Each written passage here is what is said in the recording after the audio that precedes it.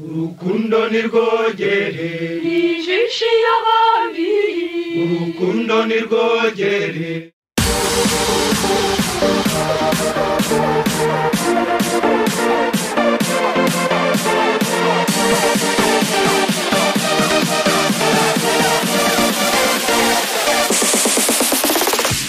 Hashize iminsi mikeya umuhanzi Cyusa Ibrahim abenshi bamenyereye mu njyana gakondo n'umukunzi we Janine Noch bari kubarizwa i Dubai aho bagiye kwizihiriza isabukuru y'uyu mugore. Kuri ubu abakurikira uyu muhanzi babyukiye ku mashusho yabo bombi bishimye bari mu buriri bumwe. Ni amashusho Cyusa yasangije abamukurikira ku mbuga nkoranyambaga amugaragaza aryamanye n'umukunzi we ndetse bagacishamo bakanasomana umunwa ku wundi. Cyusa Ibrahim ubundi asanzwe ari umuhanzi w'indirimbo za gakondo, azwi mu ndirimbo nka Marebe yasubiyemo, Muhoza wanjye nayo yasubiyemo, Imparamba n'izindi zinyuranye. Amashusho ye yagiye hanze nyuma y'amasaha make, aba bombi basangije ababakurikira ku mbuga nkoranyambaga amafoto y'ibirori byo kwizihiza isabukuru y'amavuko y'uyu mugore bakoreye i Dubai.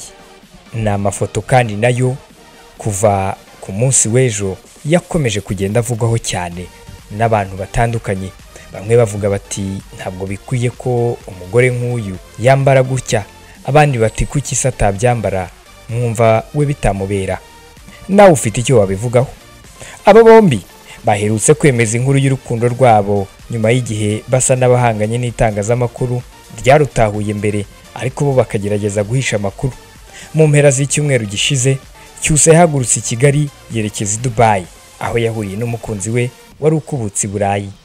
Bagiye kwishimana ndetse no mu rwego rwo kwizihiza isabukuru y'amavuko y'uyu mugore.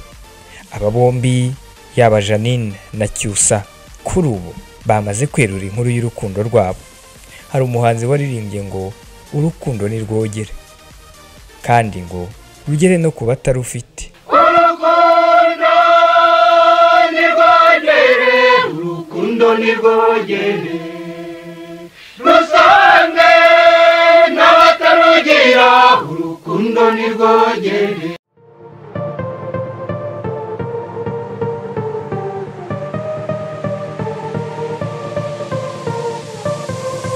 Aba rero abantu babakurikira nyuma yo kubona aya mafoto agakurikirwa n'aya mashusho bakomeje kwibaza ibiri buze gukurikiraho.